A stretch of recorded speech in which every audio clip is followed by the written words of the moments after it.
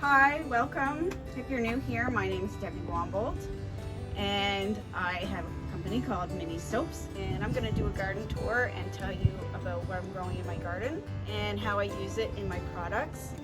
And taping me today is my good friend Amy, and Amy's agreed to come down and tape me so you guys can see my face and see the plants at the same time. I hope you guys all enjoy it. If you do, don't forget to like my video and subscribe, and you can share with your friends. You can find my business page on Facebook, and you can find me on Instagram too. So I hope you guys like the tour, and thank you to Amy for taping me, and we'll see you all as we go. So I have some of my herbs on my doorstep because I find my rosemary grows better in pots. So I have a few pots of rosemary.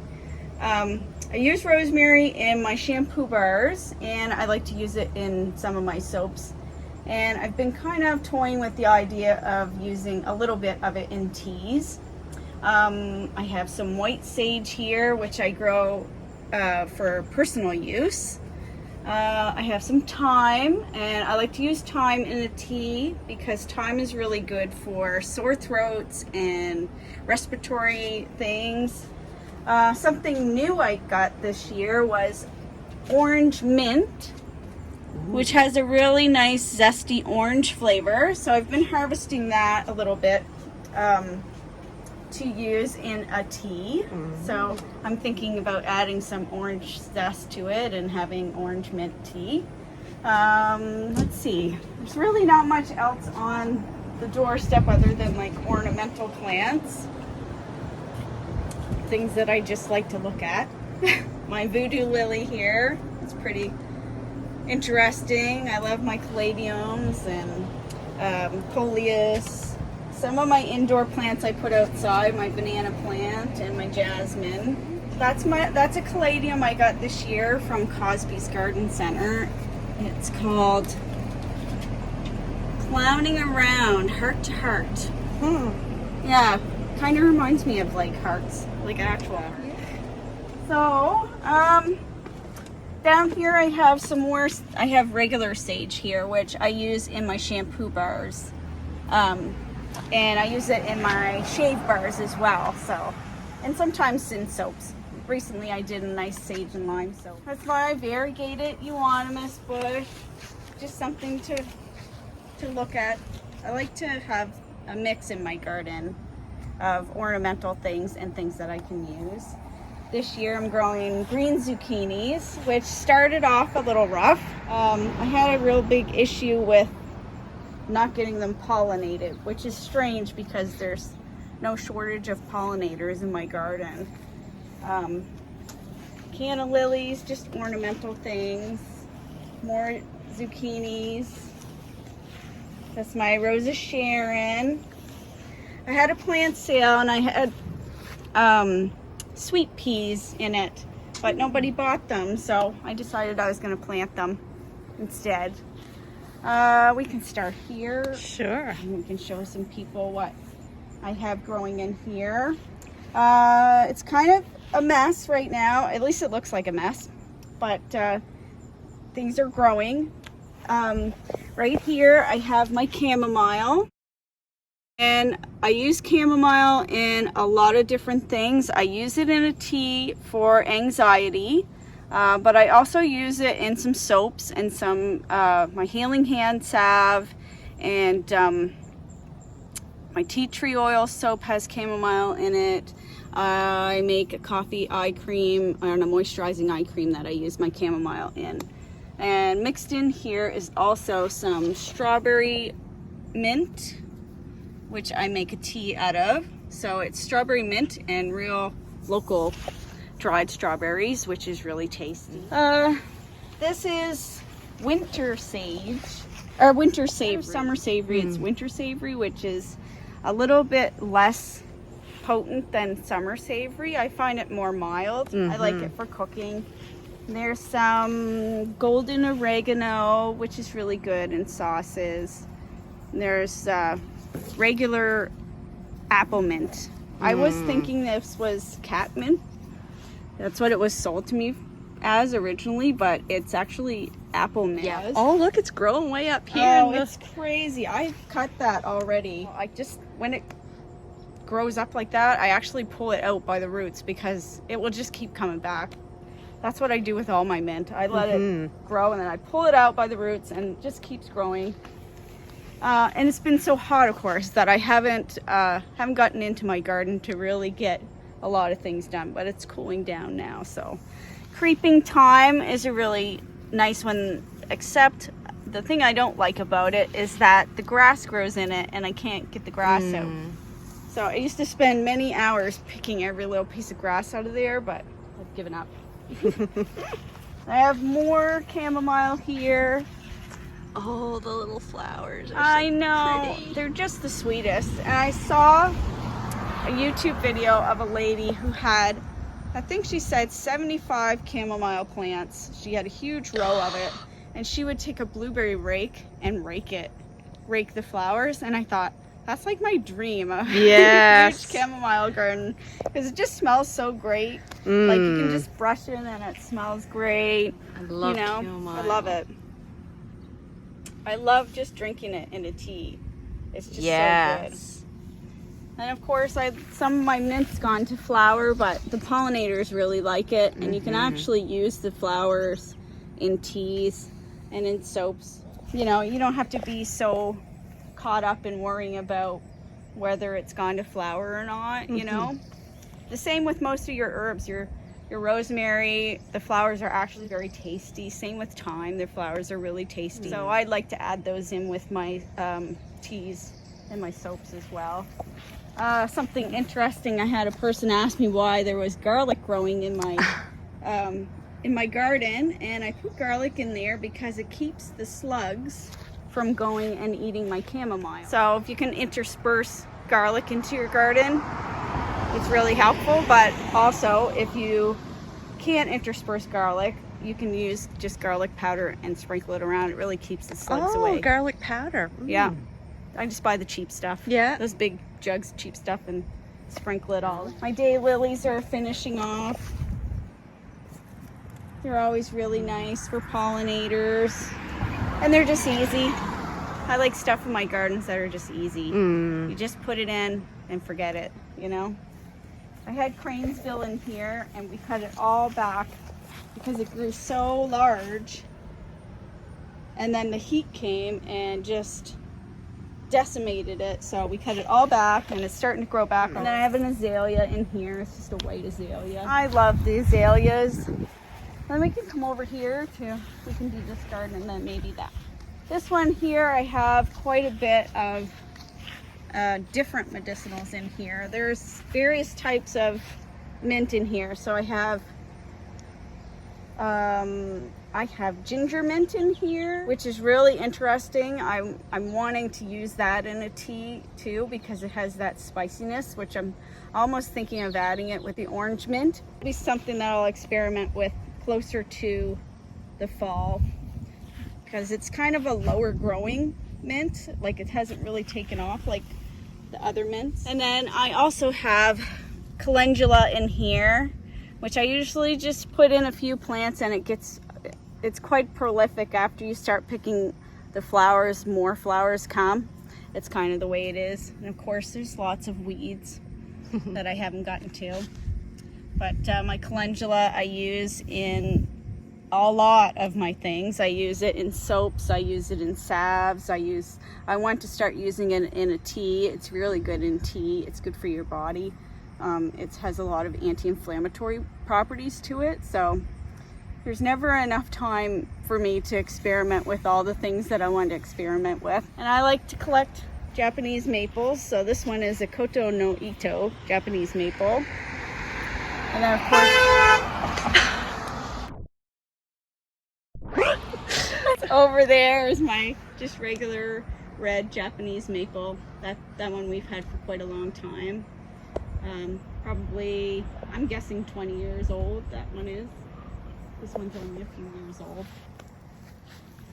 This mint here is a chocolate mint, or after 8 mint, which last year I was going to use it, but it didn't really grow quite well. So this year it's really taken off. So I'm looking forward to using that and maybe doing a strawberry and chocolate mint Oh, yeah. tea. It smells so good. Yeah, I always pick them from my garden and just eat them. and just eat them. Yeah, Lennon and I eat quite a few of them. And this was what we thought was arnica, but turns out it's just an aster. Ivan has been hunting, our local garden center owner, he's been hunting for some arnica for me to grow in my garden, and he had thought he found some, but I'm thinking that's just an aster. So here I have some of my irises, which I really like because you can just plant them and they just do their thing. You don't have to fuss. And then intermingled with them is some lavender. I use a lot of lavender in my products. I use lavender in my soaps and in my teas and anything that I can put it in. Because once you have lavender, you have a lot. I love lilies. This is a toad lily, which is a really interesting looking lily when it flowers. It's kind of hard to spot. It's really just tiny yellow lily. Good for pollinators. All of this is all lavender. It really took off well this year. And then I have some just interesting little ornamentals. This one is a hosta, but it's a dwarf hosta called mouse ears. That was the hosta of the year last year, I think, or the year before. This one is a hardy lily, a hardy orchid. So it will come back every year. It's amazing how many plants you fit in a small space. In a small space. I would actually turn this whole front yard into a garden if I could. Yeah. I'm working on it You're slowly. working on it. Yeah, it's getting You know, there. I'd like to just have a path, in between. And Chris is starting to come around to the idea of having this whole front yard as a garden. Yeah, it would be nice. And just with things that you don't have to worry about. So I try to model my garden after English cottage style garden. I just put things in, perennials that come back every year, and I intermingle herbs with them. Herbs that I like to use and that I can use. And then there are some ornamentals that we like. There's hens and chicks in here and some sedum. Some things need to be moved around because they're getting kind of lost. But this is all mint intermingled in here. And that's the regular like spearmint or English mint that people know. In the mint family, that's the go-to one, and that's the one that I use in my shampoo bars. I use it in everything, mint teas, and when you get English mint tea, it's just English mint. Nothing fancy, right? Forget what these are. They're something that Ivan sold me, and the pollinators are just crazy about them.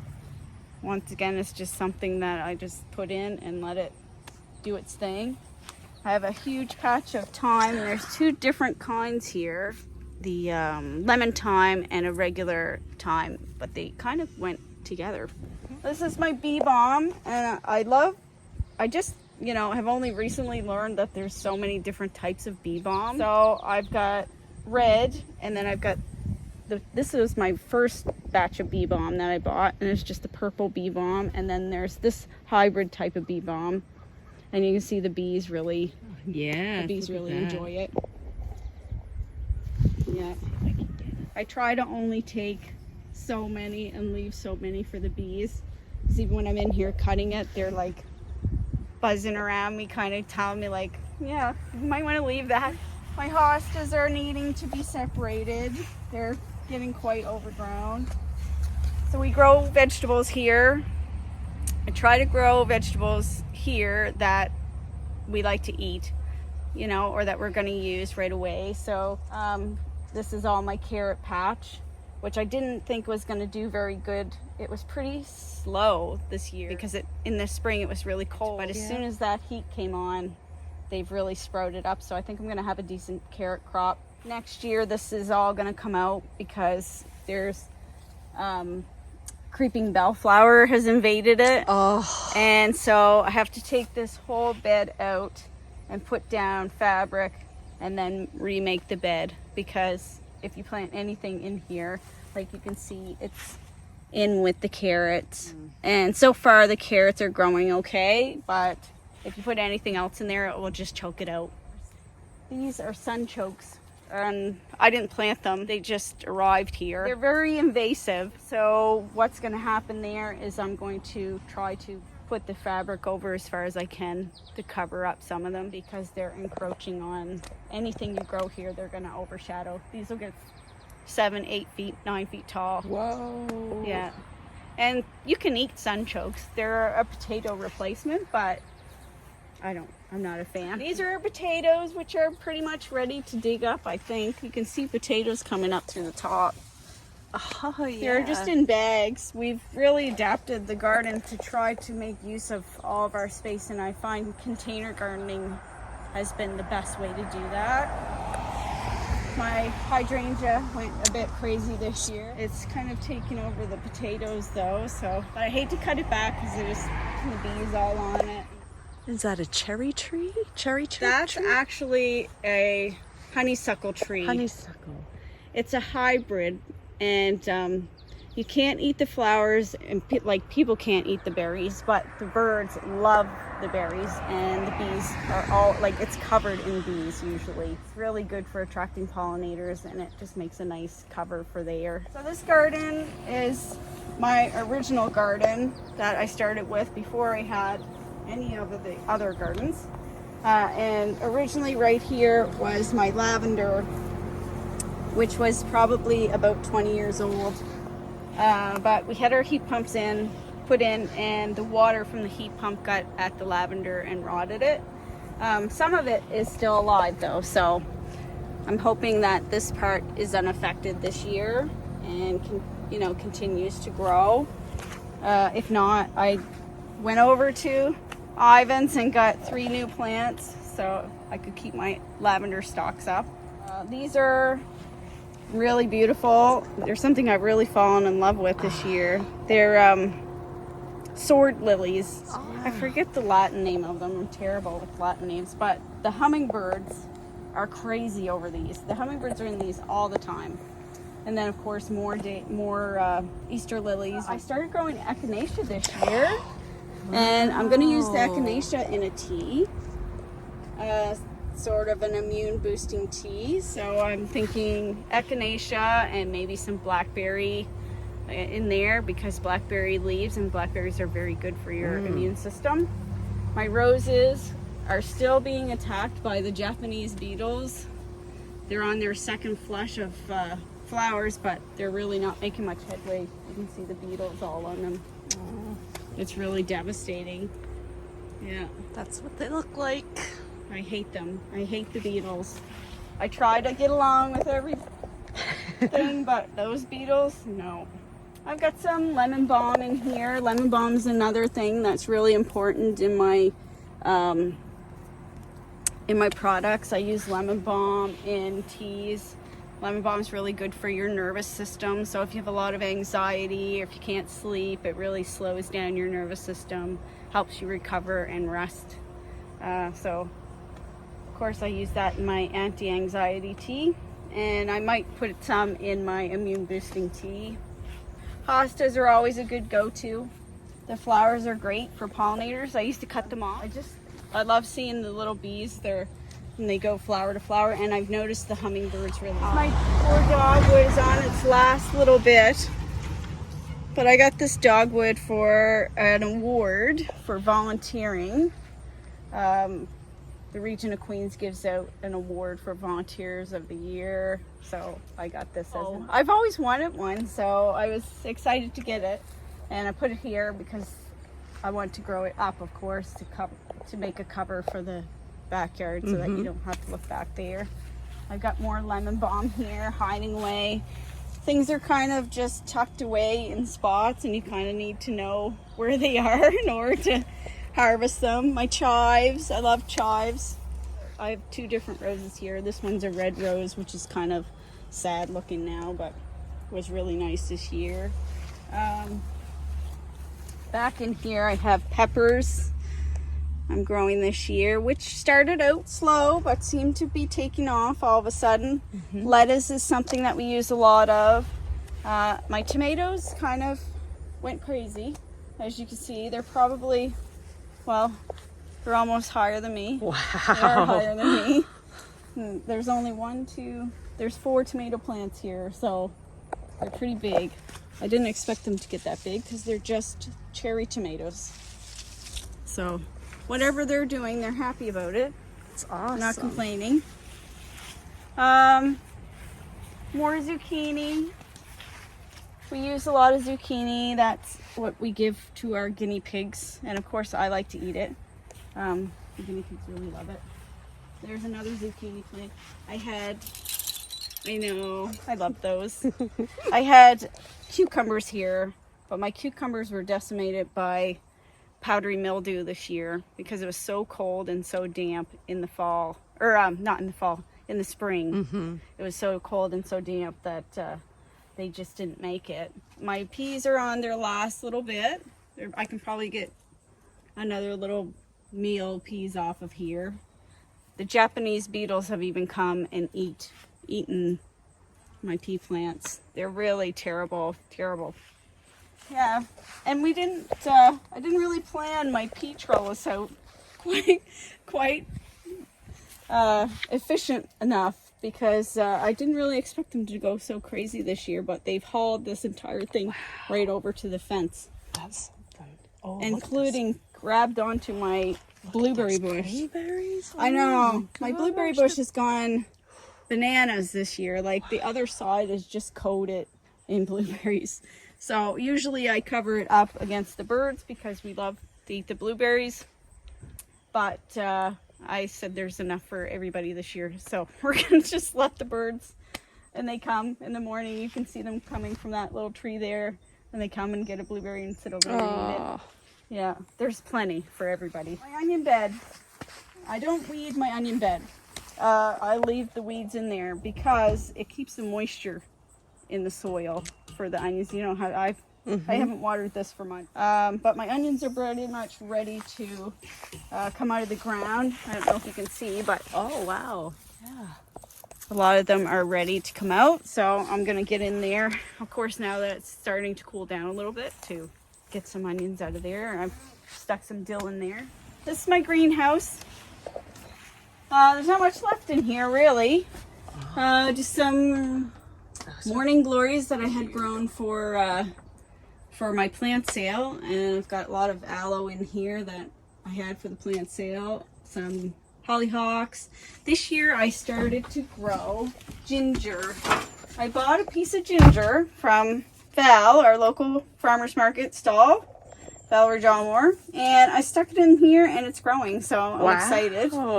Because you can transplant it into a bigger pot, and you can just you dig it up and snap a piece off, and you plant the one piece back, and you can keep it going.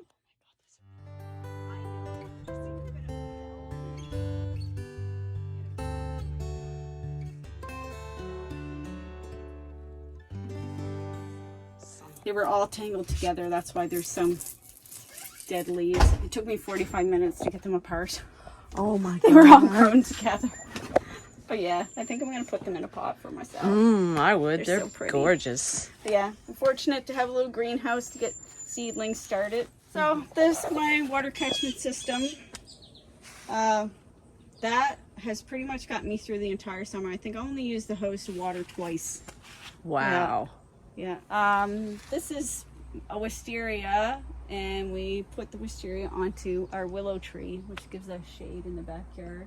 This has bloomed for us probably twice. In the spring we cut it off, hoping to get it to bloom, but it didn't bloom this year again, so we'll see next year. This is my new garden. I put this garden in with for a few reasons. One, I wanted to just have another garden, and I wanted to grow some milkweed. So I have a couple of milkweed plants in here.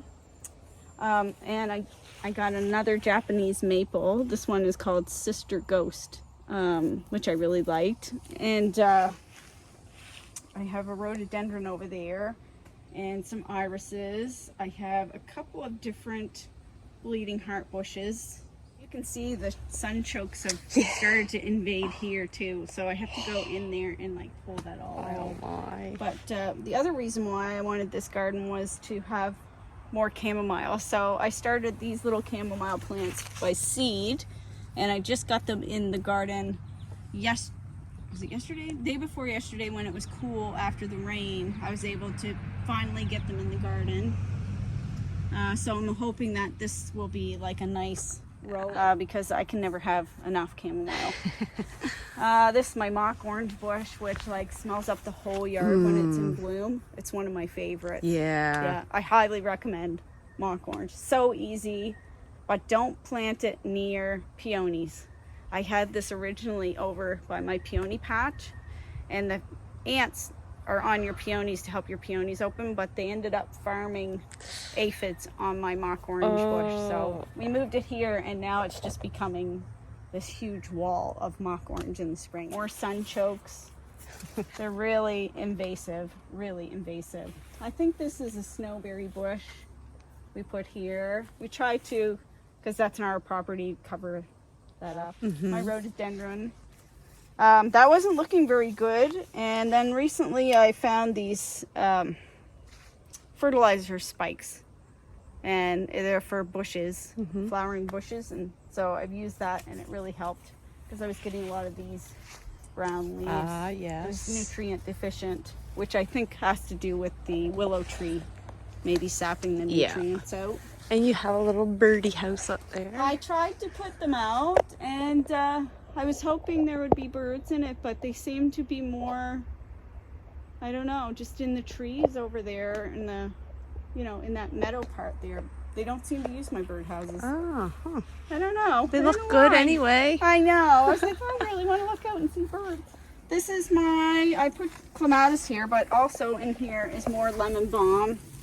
And this is the creeping bellflower is in here. So I think what I'm going to have to do is clean this all out and just put a piece of fabric down again and cover it up. The creeping bellflower is very invasive. This clematis just opened up this week. It's just nice to have little ornamentals around. For This is my sure. honeysuckle bush, which is really important. I make lip balm with this, and it's very tasty lip balm. I love the lip balm. So yeah, I take the honeysuckle flowers and I dry them, and then I infuse them into the lip balm, and it makes a really tasty lip balm.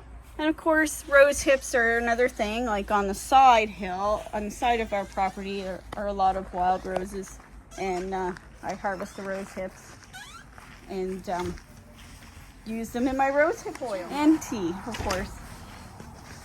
Laundry. Let's see. I don't know if there's really much else to see. Well, that's quite the tour. There's a lot here in this little space. Yeah, I tried to cram as much in, you know, and I always tell people, like, you don't need a lawn. Use what you have. I grow my vegetables in bags and in raised beds. And, you know, it really works out well. There's very little fussing. If you're, but, you know, I know some people aren't into a messy looking garden. It does look very English cottagey. Yeah. Oh, yeah. I'd it have this whole does. thing like this.